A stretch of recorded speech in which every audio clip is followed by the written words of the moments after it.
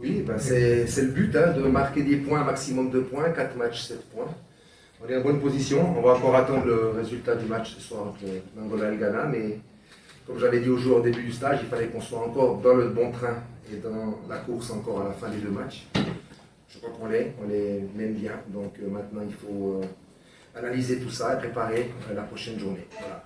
Le rêve est là, il est encore là et je crois que c'est pas seulement mon rêve, c'est celui de tous les joueurs, de toute la fédération et de tous les Centrafricains, vous l'avez dit. Donc oui, les joueurs ont fait le travail sur le terrain jeudi et ce soir pour qu'on puisse continuer à rêver. Mais voilà, pour ne pas se réveiller trop vite, il faut continuer à travailler très sérieusement, en toute humilité, et préparer au mieux à tous les niveaux le prochain match.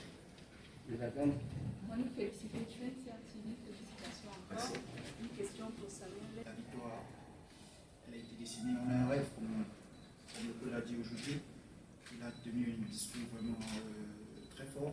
Et le capitaine qui est présent aussi, il a dit, il nous a motivés, il a dit qu'il fallait qu'on écrive une histoire.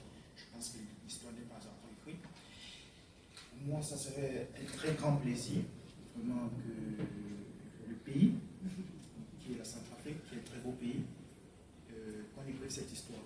Et comme vous l'avez posé, la question que vous avez posée, qu'est-ce que ça me fait? Moi, c'est une grosse sensation de jouer devant mon public. Et honnêtement, j'ai apprécié tous ceux qui sont venus nous encourager.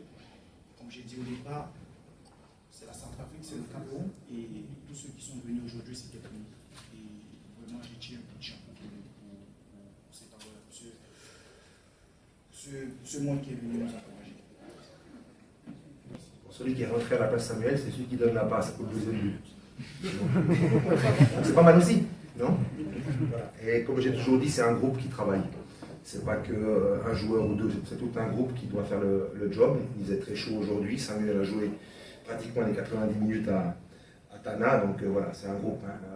Avec les 5 changements qu'on a maintenant depuis la phase Covid, c'est intéressant parce qu'on peut faire justement évoluer pas mal de joueurs et donner un peu de vie supplémentaire au groupe et au match. Maintenant, pour le prochain match, bien évidemment, le but de tous les coachs, c'est de former un groupe qui vit bien ensemble, qui travaille bien ensemble, qui est équilibré au niveau des positions.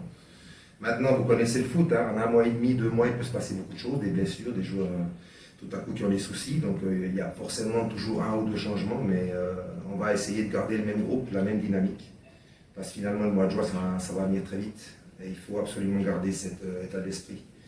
Mais non, moi je ne suis pas un coach qui change les groupes comme ça, juste sur un coup de tête. J'aime bien garder une bonne ossature et après, comme je vous ai dit, parfois il peut y avoir des accidents et on est forcé de les remplacer. Voilà. Je pense que dans le football, le plus dur, ça reste de gagner des matchs. Déjà, en match aller, on savait que c'était un match difficile. On a joué devant leur public. C'est une équipe qui est pas mal jouée au pied. Ils arrivent pas mal à combiner. Après aujourd'hui, je pense que c'était un peu le même scénario. On a eu affaire au même scénario où en première mi-temps on a eu 15 minutes où on était un petit peu en dedans et après on a augmenté la pression. Donc ouais, comme vous l'avez dit, on est encore dans la course. C'est vrai que ce soir on est très heureux, on est content, mais on ne va pas s'enflammer parce qu'on a un objectif, donc on va rester calme et on va se préparer tout doucement. Célébrer ce soir et à partir de demain c'est un autre jour parce que le football, c'est toujours se renouveler. On savait déjà que ça allait se passer comme ça, parce que je pense que tout le staff a mis les disponibilités pour que ce moment arrive. Donc pour nous, ça n'était pas une surprise. Et je pense que, comme je l'ai dit tout à l'heure, ça a été un plaisir pour moi que nous voyons ce monde. Donc je suis encore à féliciter pour moi. Une dernière. D'abord, ouais, c'est clair qu'on est à l'aube de quelque chose de grand, même s'il reste de grosses batailles. C'est vraiment une histoire d'un long chemin. C'est quelque chose qui s'est créé déjà, c'est une histoire qui a commencé déjà mon grand frère, Evans Kondogbia, en jouant pour les Fauves. Donc ce soir aussi j'ai une pensée à lui, parce que c'est lui qui nous a ouvert le chemin. Moi personnellement, c'est lui qui m'a ouvert ce chemin, donc c'est vraiment quelque chose qui est d'une très très longue histoire familiale. Donc aujourd'hui, comme je vous ai dit, je suis heureux, mais j'ai les pieds sur terre parce que la Centrafrique a déjà gagné 2 gros matchs.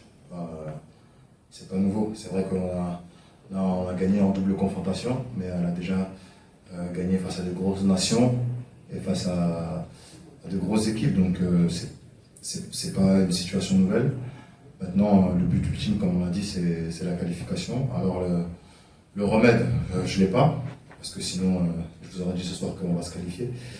Mais je sais qu'en tout cas, ça doit passer par le calme et l'ambition de savoir que nous aussi on a notre mot à dire et qu'on doit faire partie de cette canne, mais avec beaucoup de calme et beaucoup d'ambition.